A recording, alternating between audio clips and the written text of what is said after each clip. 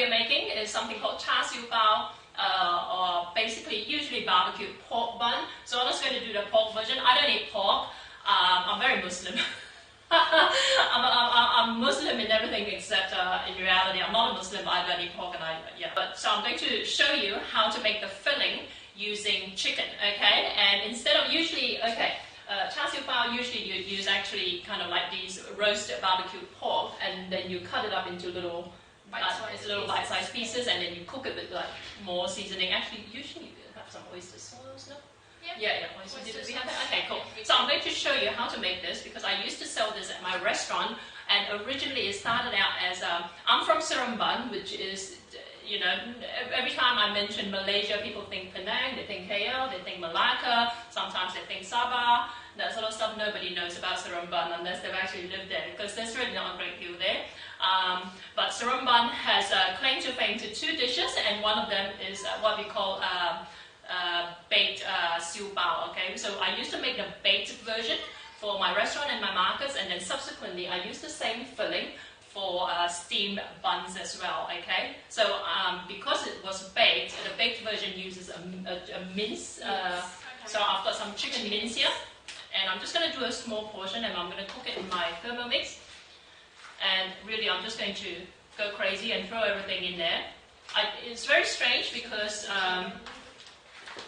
if you've been following me on social media, you will know that I've been moving out of my warehouse because I'm changing some aspects of my business. I no longer want to maintain a warehouse, and in the process I also threw out my huge dossier of hard copy recipes that I have basically printed out from a Word document that I've had in my on my computer for years and years in Dropbox. And then I thought, I'll just throw it out and I'll just print them out again. And then when Zona said, oh, let's do Siew Pao, I said, okay, yeah, no problems. I'll just pull it out from my recipe file, my master file, and it's disappeared. So I'm kind of like winging it a little bit to some extent. I've got the chicken in here.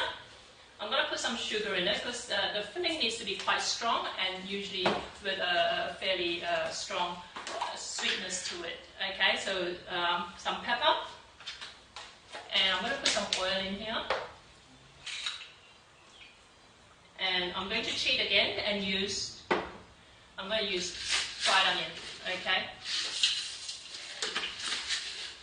And another thing that adds sweetness to us is hoisin sauce, okay? This too, actually, the Lee Kum Kee hoisin sauce, I really like it.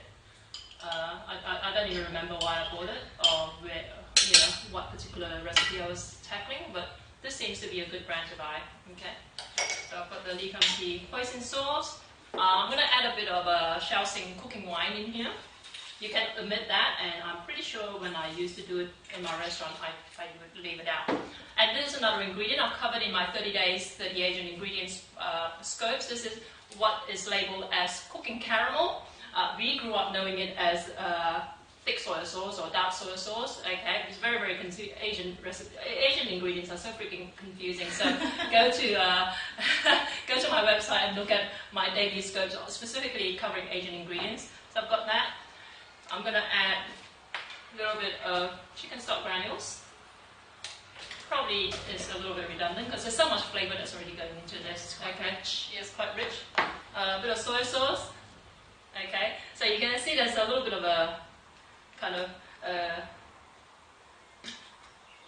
all these ingredients I've covered over the last 16 days coming together in all these different recipes. Okay, so I've got that and a bit of oyster sauce. It's ridiculous even by my standards how much stuff we're putting in here. I'm pretty sure my old recipe did not have oyster sauce, but it does appear in a lot of other ones. So let's cook this. Okay. Did you need pepper? I already put some in, so let's see how we go. I'm going to cook this for like, let's say, 10 minutes. I'll put it on the top temperature, and I'm going to reverse the spin. Okay, so this is just going to cook away. Okay. Do you want to tell me how your experimentations with Char Siew has gone so far? Right, so because Jackie's making the chicken version, I actually did the Char Siew version. What I've realized is after making this a couple of times in the past week because of Chinese New Year, I think everyone's into the festive mode, so anything that that could, they would get at Yum Cha, or what we in Asia know as dim sum. It was made as a special request that my colleagues and my Thermomix colleagues had actually requested we make this. So I realized that it could actually also be a leftover filling you can buy a lot of the Char Siew pork meat in the barbecue shops, and actually if you've got any leftovers, in my household you can't, because my daughter, my 5-year-old, just loves Char Siew, so I had to make this from scratch and an extra load in order to do that.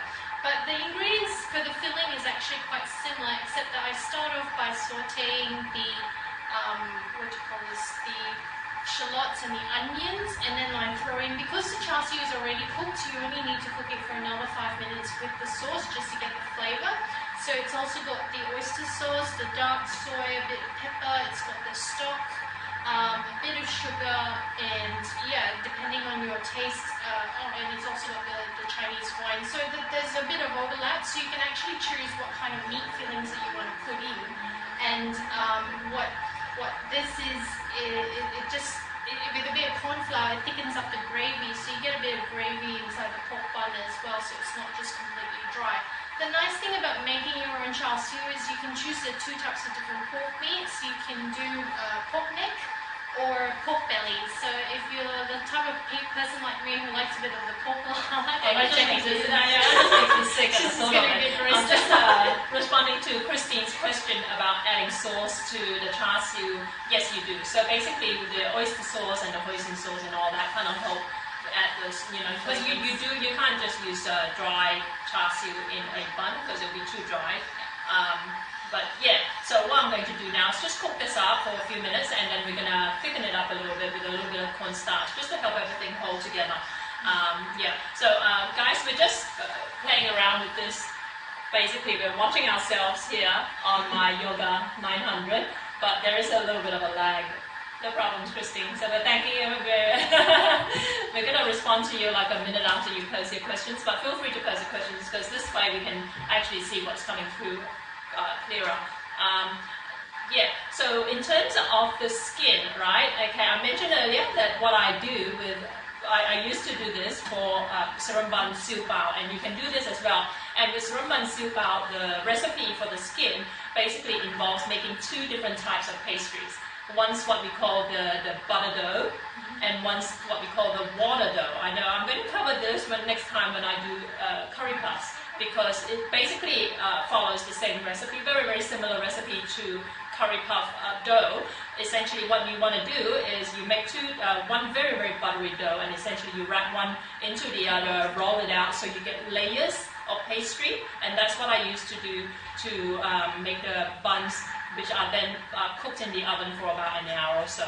But I mentioned earlier as well, because I used to run a Malaysian restaurant. For those who don't know me, I used to run a Malaysian restaurant, and I used to actually experiment a little bit. So I thought at some point, I'm a little bit tired of baking. Let's try steaming these buns. So I did used to make steamed chicken buns essentially, but using the mince filling. And of course, if you don't want to use mince, you can use just diced chicken, which probably would be a closer replication of what Zona is doing with Char Siew. Okay, and because I don't eat pork, that's why I'm using chicken. But I have got recipes for chicken Char Siew on my website as well. I just didn't see the point of braising like big chunks of chicken, which I then have to dice up into little bits. So I thought I might as well just. Well, for our vegetarian audience, because you can also buy these buns with vegetarian filling. What kind of vegetables would you put in? Peas are popular, peas and carrots. But one thing that I want to cover one day in my 30 days, 30 Asian ingredients is I need to change the title to 30 days and 100 different ingredients, because I cover about 5 different ingredients in each session. But one thing that we Asians are big on, especially the vegetarian, because if you imagine all these Buddhist monks in Asia, they use a lot of meat with substitutes. So they've got these things called gluten, right? Okay. And they come in they can be puffs, they can be just kind of they essentially, they can be all kinds of stuff. They can be wet, they can be dry, and you can actually use them as the filling as well, and use it as though you were using meat. I know some vegetarians here in Australia, and I could carry on for 3 hours about vegetarians and what I really think of them. I'm kidding. But I know vegetarians here overseas come in a lot of different kind of like shades and different camps and whatever. So some vegetarians in Australia do struggle with the concept of the Buddhist replacement of meat with what they refer to as meat, the mock variety. So they'll have mock duck, mock fish, mock chicken, mock pork, and whatever.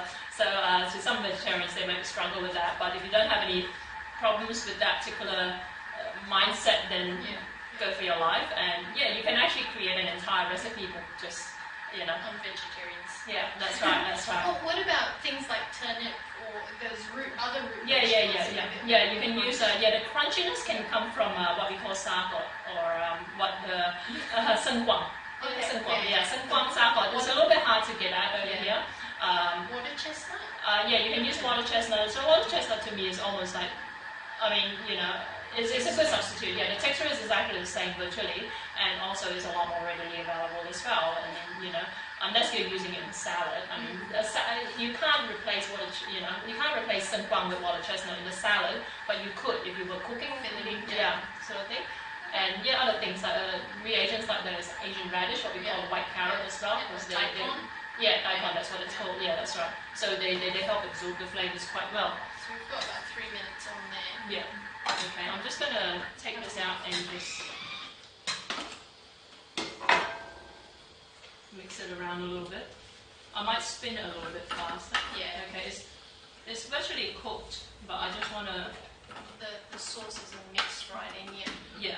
So, right. So with the Thermomix, I mean, one of the awesome things is that you don't actually need to stand there and stir all the time, and that's why we're killing time by chatting. But at the same time, the speed of the blade and how fast it actually stirs does make a lot of difference to your filling, what's cooking and how it's cooking, whether it's evenly cooked or mixes the sauce. A lot of people look at the blade and think, oh my god, it's just going to puree everything that I put inside. Yeah. But it's actually not the case. We've put in mince. I've actually put in diced pork in there. And if you keep it to the low settings of speed 3 and under, it's actually just going to do a very nice mix that's fast enough to evenly coat all your ingredients. Whereas if you put it too slow, it's fine if you've got liquids in there like soups, but if you've got things like stews or things that you want to coat with a gravy, then it's better to put at least speed 1 or 2. There you go, I'm going to crank it up. This is better than I do.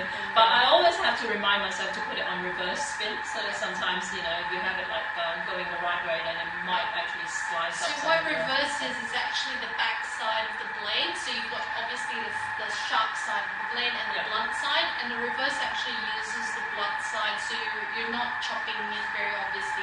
And that said, if you go to a very high speed, you're still going to be chopping as though you're chopping at the back of the knife. Yeah, that's right. So, and it's really good for me for things like sambal, because sambal belacan is such a tedious task to make. If you're doing it the long way, I do it the shortcut way for my business, because there's not enough hours in the day for me to cook enough, you know.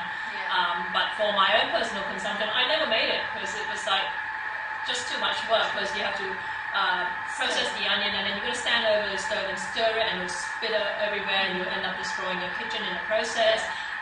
But nowadays, I just throw everything in and if you don't stir it evenly, you get some parts of the chili that's a bit more burnt, and then other parts that's too raw or anything like that.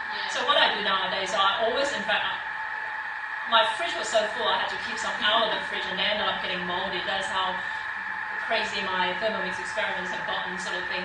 But so what I usually do when I'm making sambal is I'll throw the onion in, like I'll just cut it in quarters, throw in the onion, throw in some whole chilies, let it process it, and then I'll add all the other ingredients like the belacan, the fish sauce. I add a bit of fish sauce, a bit of chicken seasoning, my magic powder, a bit of sugar, and then I let it cook for a little bit. I just want to like the onion, because the onion does get quite watery.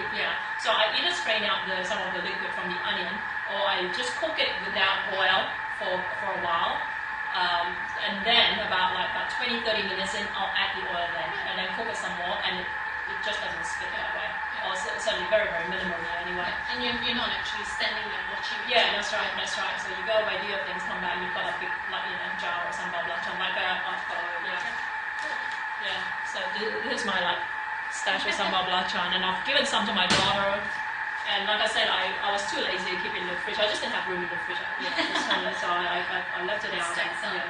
After a while it got moldy. So, I mean, back to the filling idea, even though if you're not making a char siu bun, you can practically imagine the same concept would be to make filling for dim sum, so siu mai, any dumpling buns, dumplings for the wontons. Yeah, sure. You could pre-cook them as well. Yeah, and freeze it up sort of thing. So I've got some tapioca starch, which I've mentioned a number of times in my scopes.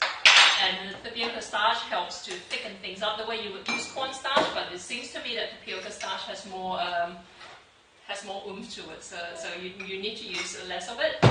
And the way you use it is just kind of like mix it with a bit of water and stir it around, okay? So this stops it from being lumpy, isn't it?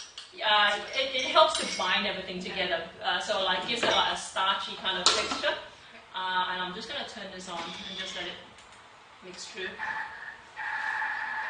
Okay. Yeah. So I'm just going to blend everything in. And with the tapioca starch, if you mix it in water, it's going to gradually start to settle.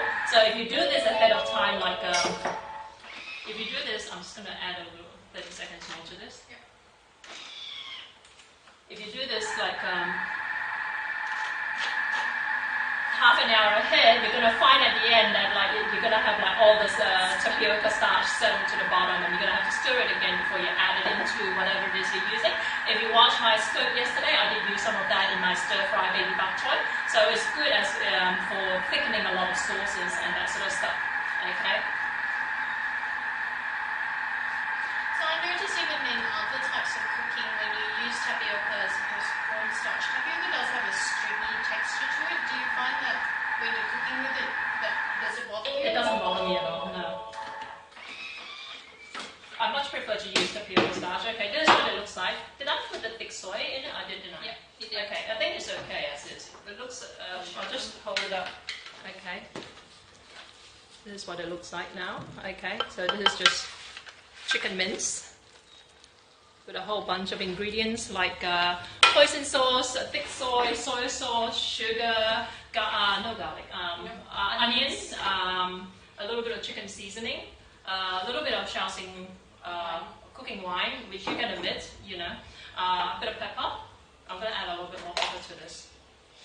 And at this stage here, I'm going to get Zona to get started on making the dough. And that's really simple as well. Now, when I used to do this in my restaurant, I used to hunt down what we call Hong Kong flour. You have to go to an Asian grocery store and actually ask for Hong Kong flour. They'll know exactly what you mean, but if you can't find that, you can use normal wheat flour. But nowadays, what Zona's been using is these specific. I'll just hold this up to the camera. There are lots and lots of different brands nowadays, and they specifically say that they're for steamed buns. Okay, this one says steamed bun cake. And this is another brand. Okay, and you can tell from the picture that that is used for making buns. Okay, and it says low gluten wheat flour because gluten basically acts as kind of like something that makes everything stretchy. For a bun, you don't want it to be stretchy like bread. You want it to kind of break down quite easily. And I'm going to read the question in a minute. It's going to show up.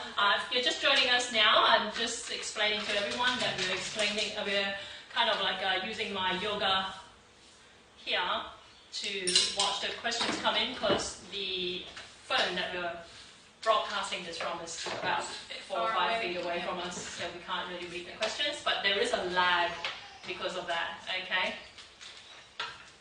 So if you get any obscene comments or whatever, you kind of behave yourselves. Hi Stephen, good to have you. So I've put in the flour. What was interesting, Jack was explaining to you that it is a low gluten flour. And I noticed also during research that some people actually use a very superfine flour. So in some places, depending on where, in Australia, my Italian colleagues told me that it's 00. So if you get superfine flour, that's actually got low gluten in it.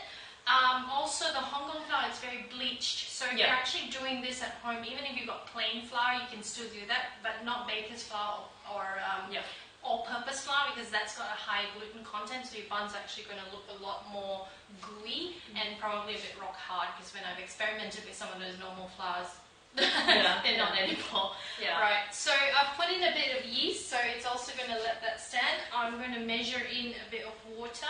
There's some recipes that actually use milk instead of water, so I found that quite fascinating. I don't honestly taste any difference, so that the bun's a bit milky, but Jackie said she's also done it with water, and yeah, so it shouldn't be a big deal. And because we're going to steam the buns, I think these buns are also slightly softer in texture. Yeah.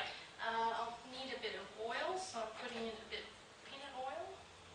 It's been so long since I made this, I don't even remember, but yeah, I mean, you know, we'll post the recipe online.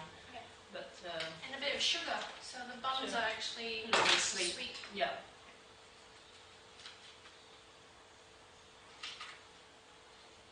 Is this just regular sugar you're using? No, so the Thermomix can actually mill sugar into caster sugar or a lot finer into icing sugar.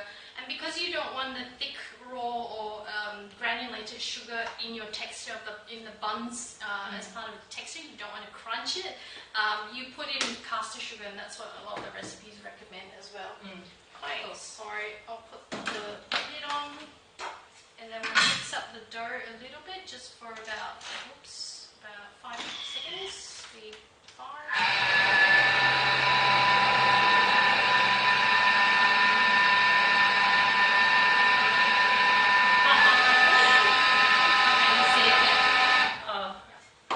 This gentleman said he saw the word barbecue. Okay, this is barbecue as in like barbecue pork or barbecue chicken. It's quite funny because here in Australia, certainly here in Sydney, there's a lot of people who are very, very, I guess they overcompensate by being very politically correct and very culturally sensitive. So when I go to a restaurant, when you go to a Chinese restaurant, I want to point out to all these Chinese restaurateurs out there, when I ask if something has pork, they'll say, oh, no, it'll be fine, and you bite into it and you realize it does have pork. Whereas if you go to a Western restaurant and you say you don't eat pork, they all right away think you're Muslim and they get very apologetic. I'm not Muslim, for the record, but I don't eat pork, and I'm very, very pork averse, okay? So I find it just quite interesting how people react to, like, you know, oh, you don't eat pork, very, very sorry, and that sort of stuff. I know, I'm very, yeah. So what I'm doing now with the Thermomix is that it's actually kneading the dough, so instead of actually hand kneading the dough together, we've got the settings that I can put for 2 minutes, and you can hear it, I think, right now that it's pausing in between, so it spins for a few minutes, for a few seconds, stops, and then spins in opposite direction. So this actually mimics the act of using the hand. And I'm going to mention, I've tried this for making, if anyone's from Malaysia or knows Malaysian or Singaporean food, I've used it to make the popiah skin dough, and it turned out beautifully. And you used it, popiah skin, which is a spring roll skin, fresh spring roll skin in Malaysia. That was one of my restaurant's claim to fame, because I used to make this, and it was such tedious work that I used to make it very, very occasionally. And it's quite funny because the Sydney Morning Herald, which is the biggest newspaper here in Sydney, they carry this kind of like column called Three of a Kind, all right? So what they would do, okay, this week we're going to talk about, say, pizza, and they'll hunt down 3 restaurants known for their pizzas, and then they'll go in incognito, and then they'll write reviews and compare the 3 of them, right? But because I did my popiah so infrequently, they had to break the rule about going in incognito. They had to ring me and ask me, when's the next time you're doing popiah? So I kind of cheated in that sense. So I had, I knew ahead of time that they were going to come and review my popiah, but thankfully they liked it. But yeah, I mean, a lot of, if you live overseas like we do, all these transplanted Malaysians who subsequently open restaurants and that sort of stuff, I think it's a little bit, it's not unfair. I mean, sometimes you can say it's opportunistic of the restaurateurs, but at the same time as well, there's the customer's expectation. Then when they think Malaysian, they expect all these different things on the menu, whereas in Malaysia, you almost never find a restaurant that covers that sells both satay and chicken rice and all that. It just doesn't happen, all right? But when you open a restaurant overseas and you call yourself a Malaysian restaurant, people, if you don't have satay, they'll say, what's a Malaysian restaurant without satay? What's a Malaysian restaurant without nasi lemak, without this? So essentially what you end up doing is you have to learn an entire cavalcade of recipes and whatever, like I did, essentially. That's what I did. But there are other Malaysian restaurateurs who basically take shortcuts, So instead of making their own spring roll skin, they'll just buy frozen Chinese spring roll skin. So that frustrates a lot of Malaysians who go and say, oh, that's not popular and that sort of stuff. Yeah. But there you go. This is what it looks like. This is perfect, actually. Okay. So this is the dough that's been kneading for about 2 minutes. Okay. And we would now let it rest. So it's bulked up because it's got yeast in it and it's got to do its thing. In the meantime, as of a lot of cooking segments, we've actually pre-made a dough. So this has been resting for the last about maybe 20 minutes to half an hour. Yep. And we're going to start rolling them up and then showing you how to wrap your dough. Sure. Yep. Okay, cool.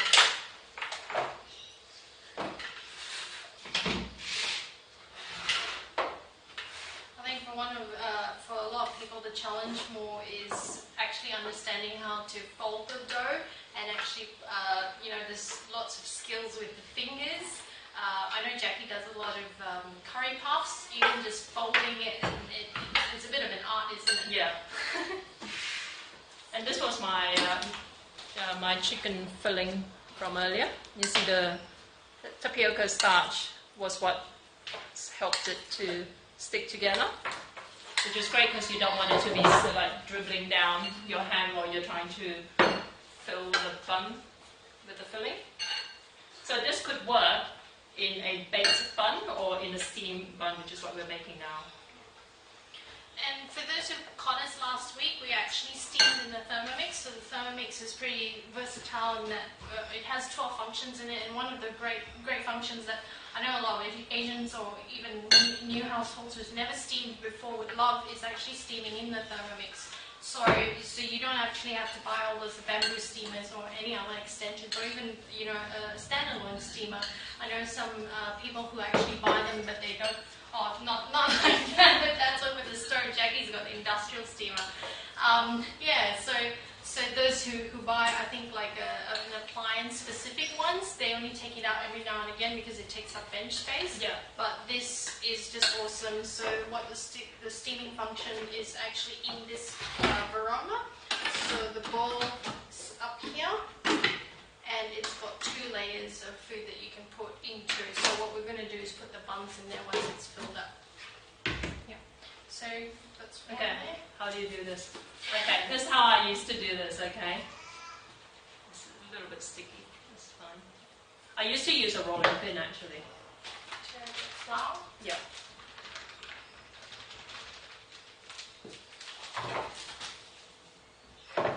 Okay.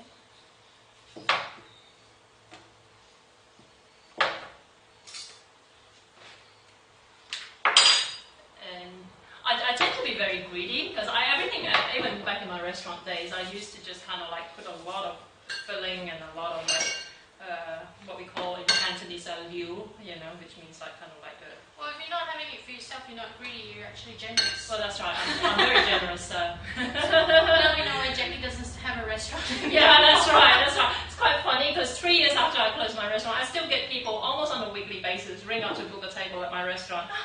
And then when you tell them, I closed it, and they'll be, oh, that's my favorite Malaysian restaurant. I was thinking, yeah, that's why you come every 3 years. We closed 3 years and you weren't even aware I've been closed this whole time.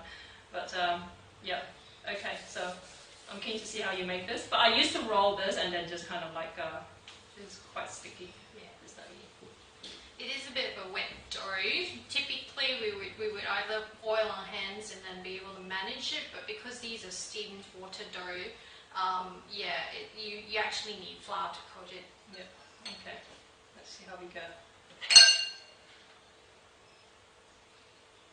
It is very small too, actually. I used to make mine a lot bigger, and yeah, that's the other thing about me as well. There's no subtlety in my cooking. So everything is giant size and like packed to the rafters with the whatever. Okay. So this is my dinky little bun. Okay, when it steams, it's going to expand and it's going to get big and fluffy, hopefully. And some baking paper. yeah, so usually we would stick some wax paper. Back in the day in Malaysia, you stick a bit of, you'll find like when you eat the bun, you got to remember to peel off the wax paper. Yeah, underneath. And the other thing I wanted to mention as well, with a lot of Malaysian doughs and that sort of stuff, we use something called gan sui, or in English it's called lime water.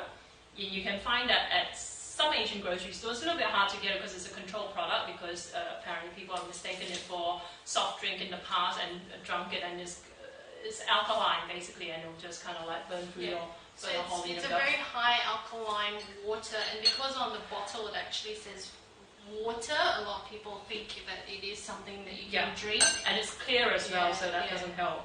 So nowadays you have to go to the grocery store and actually ask for it at the counter. Okay, you won't be able to find it at the, well, certainly here in Sydney anyway.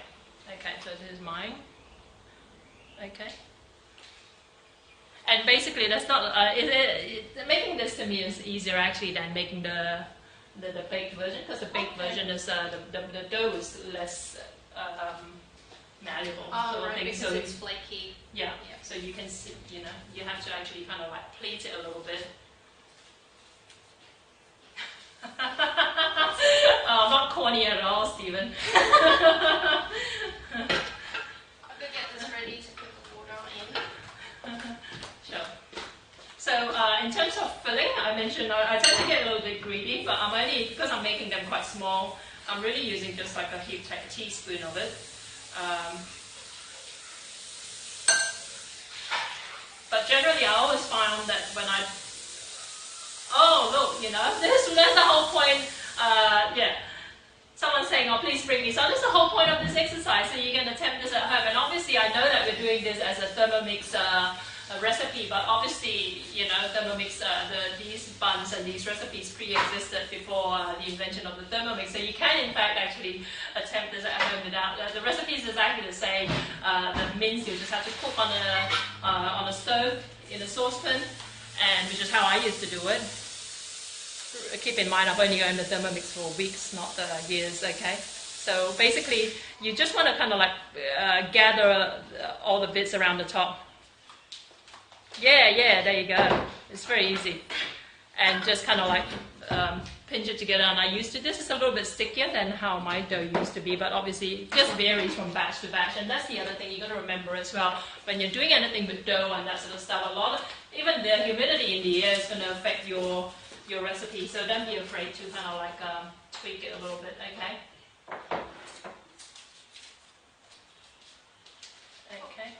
So the trick with steaming on the Thermomix is also got another shortcut, because it's all more about saving time. Like Jackie said, you can, if you don't have a Thermomix, get one. No. My consultant ID 12292. All right. If you don't have a Thermomix, you can still use a steamer similar to what Jackie's got here. That's just a massive commercial steamer. Yeah, that's right. Or any steamers that you have at home, and then stack it up, or just your bamboo steamer, put it in a pot of water. Traditionally with cooking, cold water boils faster, but with the Thermomix, if you put hot water or boiled water inside your bowl, the thermostat will actually pick it up and show it on the screen. And it will tell you whatever temperature that boil water is. If it's freshly boiled, it should be at least 90 degrees up there. If not, anything, as long as it's above that, it's fine. And what it will do is it will start from that temperature and continue going upwards. So you're actually cutting the amount of time that it takes to boil water. And then the steam will actually be created to start cooking in the Thermomix. Yeah, so it just helps you kind of like, cook this a lot faster. And I did finish my sentence about lime water, and people wondering what the hell is she talking about. But lime water, we stick in dough and in a lot of like Chinese noodles. It adds this kind of like a yellow tinge. If you see things like egg noodles or Hokkien noodles, a lot of the yellow doesn't actually come from the eggs, it comes from the lime water, okay? And usually, even growing up, we'd say, don't eat too much of those noodles, there's too much lime water in it or whatever. So we try and basically use as little of it as possible, but it does actually add a certain kind of like bounciness or al dente texture to your dough. Yeah. So there you go, yeah. Okay. Well, I also researched about lime water recently because I found it when I did a mooncake baking class, and the baked mooncakes actually use them. What it does, it actually creates that brown texture in the thin flaky paste, and it preserves the softness. So the outside looks crisp, but the inside of the dough is actually quite soft and flaky. And while researching it, because I wanted to know which grocery store or shops to actually find them in, I also discovered that the pretzel also uses them. So people will make, the Germans, they actually, they use them to make the baked pretzels. What they do is they boil it in a bit of lye with a lot of water. So that's how it gives it that. Okay, well there you go. So yeah, it kind of like adds a little bit of like you know, usually if you were making your own homemade egg noodles or whatever, it does tend to be a little bit soft and a little bit mushy. So I think so the lime water helps to kind of like add a little bit thing a little bit. And I might have some sitting in my kitchen. I'll have a look in a second.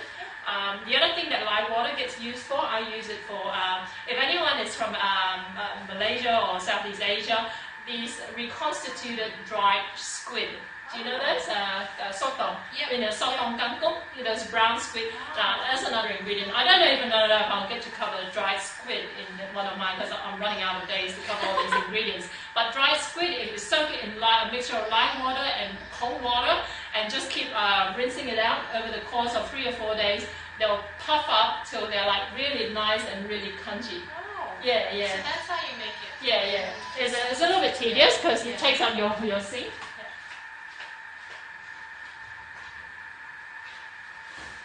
So I found that even in researching on making these types of doughs, some people have lime water in it. There you go, lime water. Okay. And instead of a doughy texture, it actually has a very flaky looking bun, and some people call it the smile pao. So when it actually rises after it's steamed, it actually breaks open into this flower shape. So I thought it was quite fascinating that they did that. Yeah. I have to admit, I really didn't eat as many baos as your average Chinese kid growing up because I don't eat pork, and like I said, usually it uses pork in these. So and it's usually a breakfast option. You get it fresh in the morning, and there's this the steamers in the coffee shops. My dad used to bring home Jackie wouldn't have it, but it's one of my favorite. It's actually wild boar meat. Oh, really? Yeah. So it's a bit of a almost a white pork texture. Right. And it just has a different bite to it. How interesting. Yeah. Did it taste porky? Or, not really. Okay. Yeah. How interesting is that? There you go. Okay, so... And, there you go.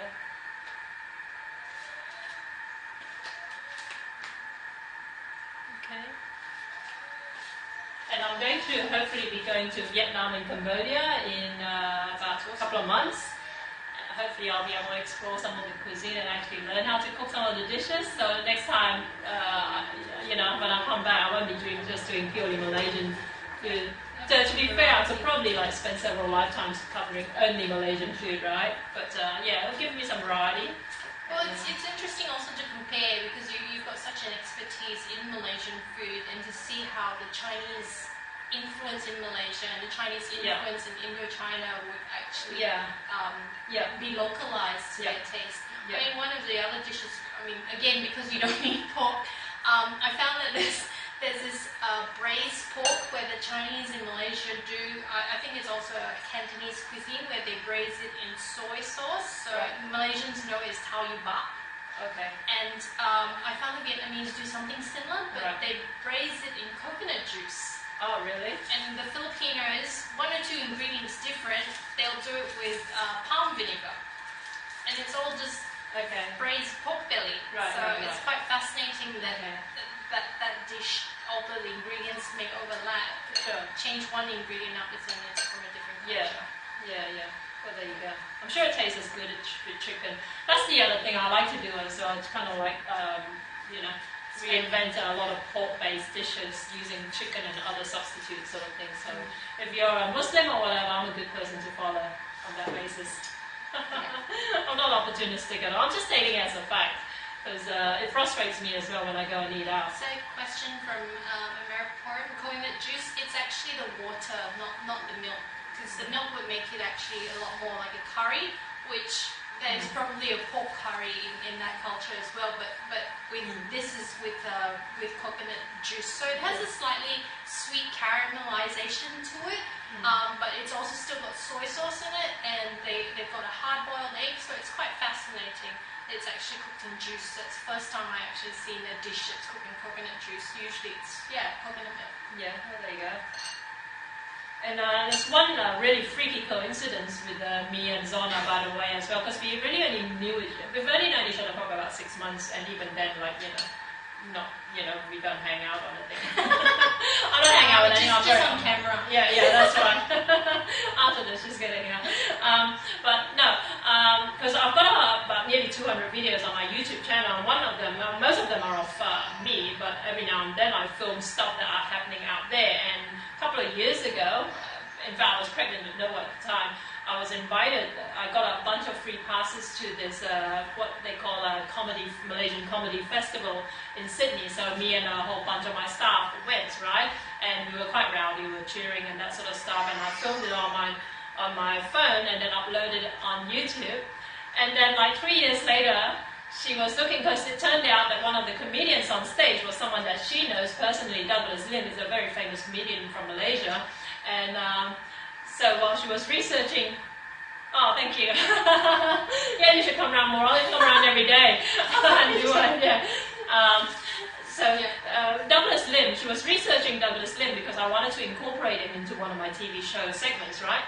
And she came across my video on YouTube, and she sees this filming, and she's going to me, you know what? I think I was sitting behind you and that. Because I've got almost the exact same spot where I shot a video of Douglas in that same song as well, and I thought that is so bizarre. And then when I spoke to my husband, he said, "Yeah, I think I remember Jackie standing in front of us because her blonde hair just stands out." You can't miss.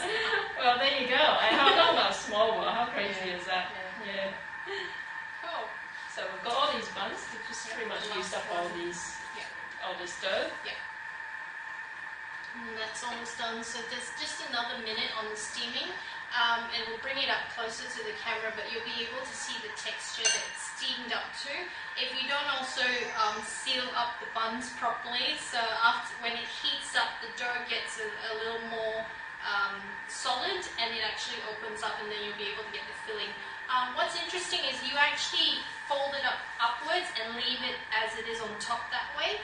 I know I did some with my colleagues just a few days ago, and they actually put it upside down, and I said, no, you actually leave it upwards, because if it opens up, you've got filling all over your steamer. Yeah, and that's actually, I hope that my ones will actually open up a little bit in the steamer, because that adds to the aesthetic of it as well. So I think otherwise, if it looks just like a big white ball, it doesn't look very pretty. So some of the appeal is in how the dough kind of expands and breaks up a little bit, and you can see the dark sauce kind of just barely making its way up to the top. That to me adds to the appeal of these Char Siew Pao. It's more rustic. You can see that we've also got different sizes that we've been doing. So that's right. Don't feel like you need to make them. Just don't make them upside down. And what we should have done, usually with Asian bun shops, for them to tell one type of filling apart from the other, that usually mark the buns. Usually with a red color, right? So some of the buns will have like a red dot and other things, and that's how they know, which one's which sort of thing. So there's a little insights into how everything holds together. Yeah. So a little red dot, but in this case, I don't want to feed Jackie any pork buns. No. If you don't see me again next week, it's probably because I said pork buns. That's right, They'll have no fury. It's quite funny because I used to have a lot of Malays work for me in my restaurant, and and they're going to me, look, why don't you eat pork? We don't eat pork because we're not allowed, but pork is so delicious otherwise. How do they know? I know. Apparently